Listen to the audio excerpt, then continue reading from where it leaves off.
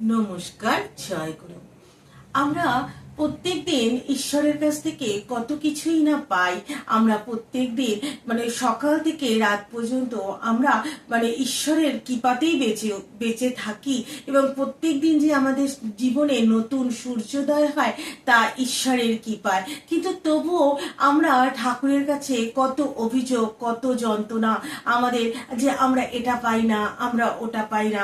আমাদের জীবনটা যেন একটা অন্য গতিতে আমরা প্রভাবিত করি, শুধু না পাওয়ার যন্ত্রণা, না পাওয়ার দুঃখ।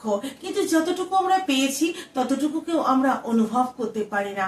কিন্তু কিছু কিছু মানুষ থাকে যারা জীবনে সমস্ত কিছু হারিয়েছে, জীবনে ভালো বলে হয়তো তাদের কিছু নেই, তবুও কিন্তু তারা ঈশ্বরের কাছে কখনো প্রতিবাদ করে না এবং তাদের জীবনে যে দুঃখটা, সেই দুঃখটাকেও ঈশ্বরেরই করুণা বলে গ্রহণ করেন।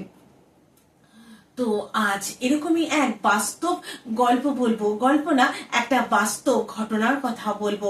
এক সত্যিকারের মা হয়ে ওঠার গল্প বলবো। ঠাকুর যেরকম মা চেয়েছিলেন, মা বলতে আমরা কিন্তু বুঝি স্নেহ, মায়া, মমতা এবং শীতল ছায়া। যে নারীর মধ্যে পরিপূর্ণ, সেই তো সার্থক জননী। যে তার সন্তানের জন্য সর্বস্ব পরিত্যাগ করতে পারে, সেই তো সার্থক জননী। তো এরকমই একটা মায়ের কথা বলবো আজকে। এই যে আসন্ন 2026-এর উচ্চ মাধ্যমিক পরীক্ষা হয়ে গেল, সেই পরীক্ষায় আমার ছেলে উচ্চ মাধ্যমিক পরীক্ষা দিয়েছে। তো সেই পরীক্ষাতে আমরা অনেক গার্জিয়ানরাই সেখানে উপস্থিত ছিলাম। তো সেখানে এক মায়ের সাথে পরিচয় হয়েছিল আমার। যদিও সেই মাটি আমার ছেলের স্কুলের নয়, সে এক অন্য স্কুল থেকে এসেছিল। তো আমরা যেখানে সব মায়েরা বসেছিলাম, বসে গল্প করছিলাম, তো সে তার জীবনের কথা বলছিল। সেই মাটি অত্যন্ত দুঃখী, অত্যন্ত ব্যথিত, যদিও সেটা সাধারণ মানুষের চোখে, কিন্তু তার নিজের চোখে তার জীবনে কোনো দুঃখই নেই।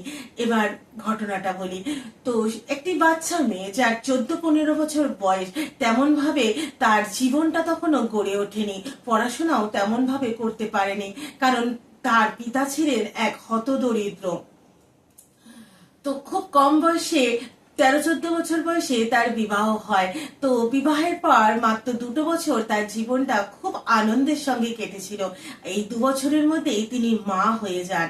তো তার স্বামী সেই 2 বছর পর আবার এক অন্য নারীতে আসক্ত হলেন, এবং শুধু আসক্তই হলেন না, সেই তার প্রথমা স্ত্রী এবং তার সন্তানকে পরিত্যাগ করলো। সেই মেয়েটি তার সন্তান কোলে নিয়ে তার বাবার বাড়ি ফিরে এলো। কিন্তু আগেই বললাম, তার বাবা হতদরিদ্র ছিল, তাই মেয়ে এবং সেই নাতির ভরণ পোষণের দায় বা দায়িত্ব তিনি গ্রহণ করতে চাইলেন না। তো সেই মেয়েটি তো সেরকম করে পড়াশোনা করেননি, তো চাকরি পাওয়ার কোনো সম্ভাবনাই ছিল না। তো তার সন্তানকে বাঁচানোর জন্য তিনি আয়ার কাজ নিলেন। আমরা প্রত্যেকেই জানি আজকে আমাদের সমাজের যে অবস্থা, এই সমাজে দাঁড়িয়ে একটা 14-15 বছরের মেয়েকে যখন সারাদিন সারা রাত আয়ার কাজ করতে হয়, কত কত রকম প্রতিকূলতার সঙ্গে তাকে লড়াই করতে হয়। কিন্তু সেই মেয়েটি কিন্তু সমস্ত প্রতিকূলতার সাথে লড়াই করেছে এবং তার জীবনের একটাই উদ্দেশ্য ছিলেন তার সন্তানকে মানুষের মতো মানুষ করে তোলা, শুধু ডিগ্রি অর্জন করা নয়, একজন সত্যিকারের মানবিক তৈরি করা।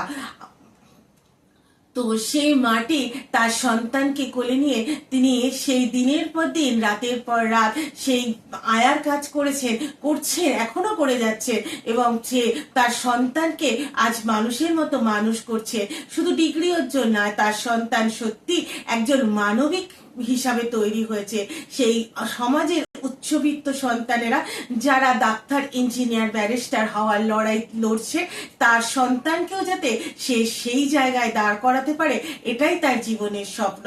সেই মেয়েটিও পারতেন তার সন্তানকে ভুলে, সমাজ ভুলে তিনি আবারও নতুন করে জীবন চালাতে, কিন্তু সে তা করেননি এবং সে তার সন্তানকে বুকে চেপে তার জীবনের সমস্ত কষ্টকে হাসি মুখে অতিক্রম করছে।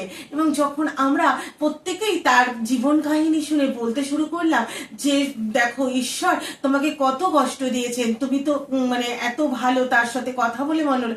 সেই মাটি তখন সকলের সাথে বিরোধিতা করে বললেন, না না, ঈশ্বর আমাকে কোনো কষ্ট দেয়নি, এটা আমারই কর্মফল, আমারই জীবনের যন্ত্রণা, তাই আমাকে ভোগ করতে হবে। তবু তো ঈশ্বর আমাকে একটি সন্তান দিয়েছে, আমার হয়তো মা ডাক শোনার একজন সন্তানকে পাশে পাওয়ারও যোগ্যতা ছিল না।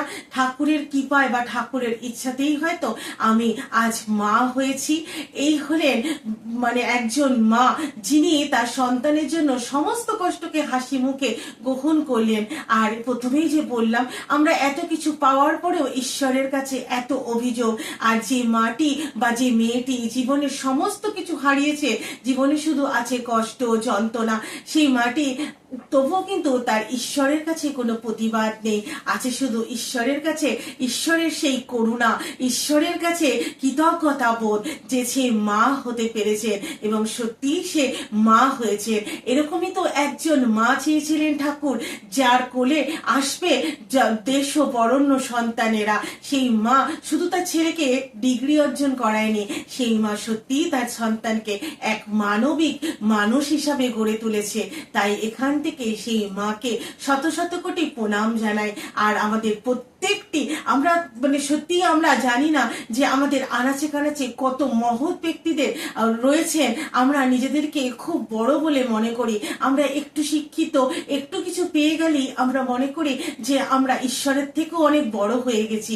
তাই আমরা ঈশ্বরের সেই করুণা ভালোবাসাকে অনুভব করতে পারি না। কিন্তু জীবনে চলার পথে কখনো কখনো এরকম মানুষের সাথে দেখা হয়, যাদের কাছ থেকে আমরা সত্যি শিক্ষা পাই, যাদের জীবনটা সত্যি একটি শিক্ষণীয় জীবন। তাই সেই এরকমই তো মা চেয়েছিলেন ঠাকুর, এরকমই তো নারী হতে বলেছিলেন ঠাকুর। তাই আজ এই মহাবৃহস্পতিবারে আমি যে বড় মার ভিডিও পোস্ট করি, মা মানে বড় মা তো আমাদের জগৎ জননী, বড় মা তো মানে মাতৃত্বের শ্রেষ্ঠত্ব উদাহরণ। সেই বড় মাকে মানে বড় মার সেই যে আদর্শ, বড় মার যে মা হয়ে ওঠার যে আদর্শ, সেই আদর্শ যেন এই মেয়েটির মধ্যে প্রতিফলিত হচ্ছে। এবং মানে ঠাকুরের রাঙা রাতুল চরণে আমি প্রার্থনা জানাবো, সে যেন সত্যি তার সন্তানকে সেই মানে আমাদের উচ্চবিত্ত সমাজের সন্তানের ভিড়ে যেন তাকেও সামিল করতে পারে, সেই সন্তানটিও যেন একদিন সার্থক হয়ে উঠতে পারে এবং মায়ের জীবনের সমস্ত যন্ত্রণাকে সে মুছে দিতে পারে। আমরা প্রত্যেকটি নারী যেন সেই মাকেই অনুসরণ করতে পারি। আজ এই পর্যন্তই। নমস্কার, জয় গুরু।